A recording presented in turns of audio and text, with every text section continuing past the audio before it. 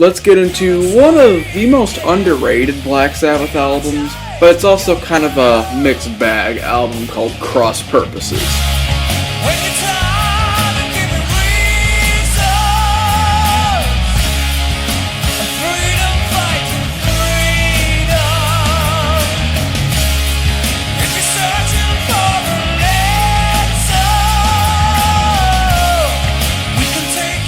Now, Cross Purposes came out in 1994, and the artwork is okay, I guess. It's like some sort of weird angel half body with like wings on fire. It's very, very bizarre, but I don't mind it too much. In fact, it's pretty unique, I guess. This album shows the return of Tony Martin and the continuation of the Tony Martin era after, of course, the whole Mob Rules lineup reunited for the album Dehumanizer. They finally got Tony Martin, Jeff Nichols, all them motherfuckers together, Geezer Butler and stuff like that. But then they have a new drummer. His name is Bobby Rondinelli, and he's not that great of a drummer. He's okay. He didn't really do that much noticeable drum work. I'd rather have like Vinny Appice or something. This album is kind of the mixed bag, and then from here they would just completely run out of good riffs. And there's a lot of weird riffs on this album that sound very mailed in, but then there's some kind of cool riffs on certain songs, but we'll get to that. So the first song is Eyewitness. This one's pretty cool. I like the chorus. My problem with it, though, is that it kind of has this weird like rock and roll type of vibe to it, which is really out of place, especially with this more alternative sounding album.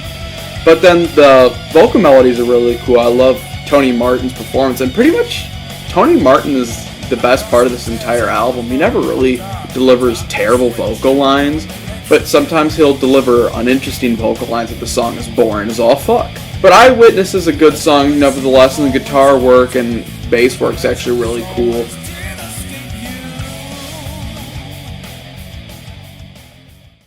Then we have my absolute favorite song in the album, and one of my absolute favorite Black Sabbath songs, Cross of Thorns. This one has an incredible vocal performance from Tony Martin. He destroys the entire song. All the riffs that Tony wrote, Tony Martin that is, Tony Iommi that is, that he wrote are incredible. He has really dark, broody, melodic riffs. It almost makes it seem like this is going to be like another doom metal song, sort of like Black Sabbath or the Eternal Idol and stuff like that, which I guess you could say it's in the same vein, but it's completely different and completely original. Hence why, like I said, this is probably the last album where they had really original ideas, because this one is not really like any other Black Sabbath song. It's very unique. The lyrics are really cool. And what's weird about this song is because it's called Cross of Thorns. I always want to say Crown of Thorns because of Jesus, you know? This one definitely has an interesting song title, that's for sure. I love it when the song gets heavier, has this really badass epic riff, and Tony Martin's hitting these incredible high vocal notes. And Tony Martin's hitting these incredible high notes, and the chorus is absolutely amazing. And I love the way he depressingly says, Cross of Thorns.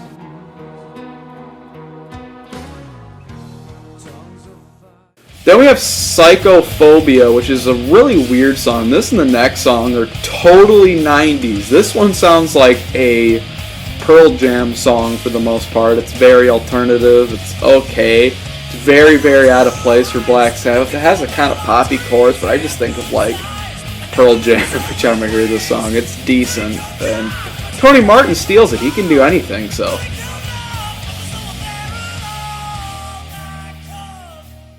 Then we have Virtual Death, which is a weird song title. Of course, the 90s, you know, they always have weird-ass shit in the 90s.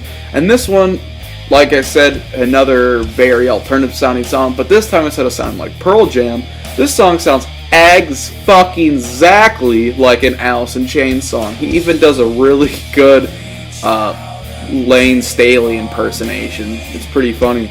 Once again, it'd be cool for like an Alice in Chains song, but it just doesn't really fit too much on this album, especially the Black Sabbath. Like Psychophobia at least would fit a little bit more with like some weird experimental Black Sabbath type of shit, but this is just completely out of place.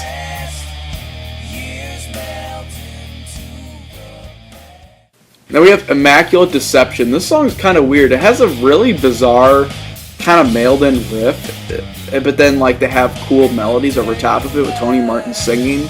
But he can't really do much with the song because the riff is just weird that he's trying to sing around. But the keyboard melodies from Jeff Nichols are pretty damn cool. So it's still a good song. It sounds a lot more Black Sabbath, though, I'll tell you that.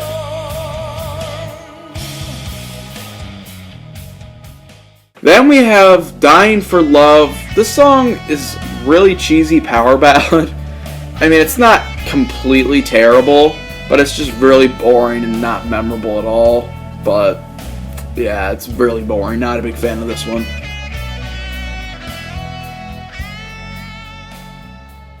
Now the album gets very, very good. We got 3 songs in a row that are incredible. We have Back to Eden. It has a really weird riff that sort of sounds like something maybe like Geezer would write, because it has like a really weird bass sort of. It sounds like the bass drives the riff. And it sounds a little bit like Immaculate Deception, sort of weird sounding riff. But this time around, they have a really, really, really good chorus from Tony Martin singing these incredible vocals. Probably maybe the best chorus off the whole album. It is really, really catchy.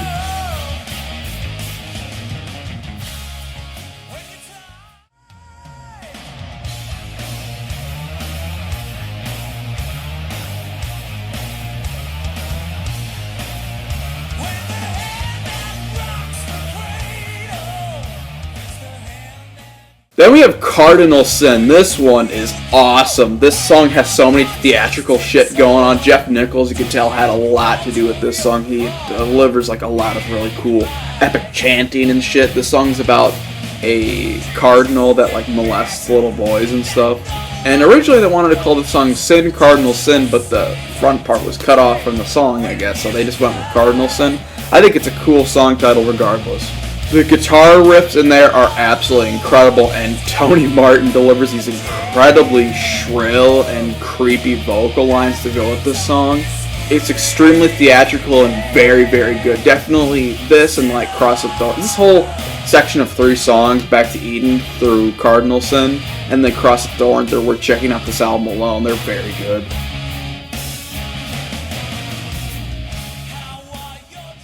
Then we have one of the worst songs off the album, Evil Eye. But Evil Eye is boring as hell.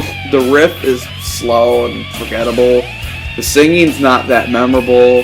It sounds like a B-side for the most part. They should have just ended the album with Cardinal Sin and it would have been pretty damn cool. But Evil Eye just brings it down a lot. It's so generic. And then it's way too long, too. It sounds like when the song should be over, they just continue and plot on and on and on and on.